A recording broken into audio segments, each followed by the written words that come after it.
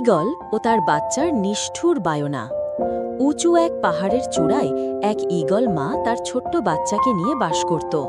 প্রতিদিন মা ঈগল শিকার করে এনে বাচ্চাকে খাওয়াত।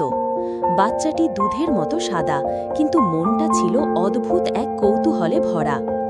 একদিন বাচ্চা ঈগল মার কাছে এসে বলল, মা, আমি আর পশুর মাংস খাব না, আমি মানুষের মাংস খেতে চাই।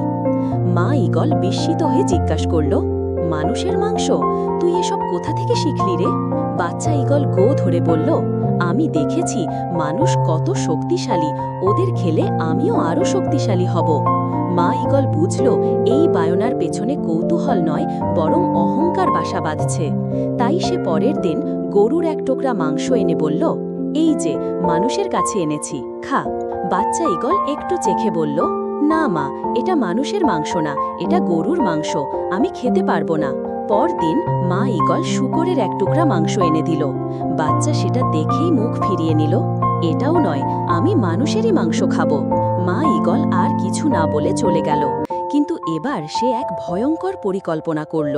পরের দিন মা ঈগল গরুর মাংস নিয়ে উড়ে গেল এক জনবহুল হিন্দু মন্দিরের কাছে। সেখানে নীরবে ফেলে রেখে এলো টুকরাটি।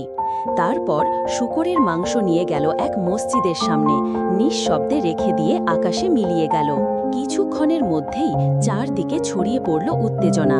হিন্দুদের মন্দিরে গরুর মাংস কে ফেলল? মসজিদের সামনে কে শূকরের মাংস রাখল?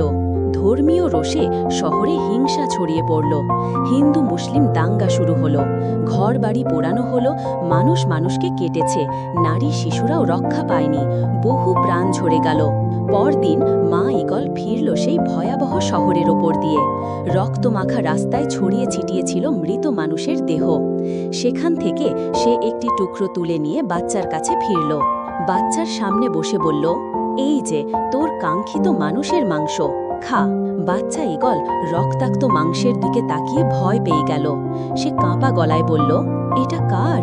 মা ঈগল বলল, তোর বায়নার কারণে আজ শত শত মানুষ মারা গেছে, তাদের একজনের দেহ থেকে এনেছি এই টুকরো। বাচ্চা ঈগল থমকে গেল, তার চোখে জল চলে এলো। সে বলল, মা, আমি ভুল করেছি, আমি আর কখনো এমন কিছু চাইব না, আমাকে ক্ষমা করো। মা ঈগল বাচ্চাকে জড়িয়ে ধরল, বলল, স্মরণ রাখিস, খেয়াল খুশির বায়না যদি বিবেকহীন হয়, তবে তাতে শুধু নিজের নয়, অনেকের সর্বনাশ হয়। শিক্ষা: নির্বোধ বায়না ও কৌতূহলের পেছনে যদি বিবেক না থাকে, তবে তার পরিণতি হতে পারে ভয়ানক।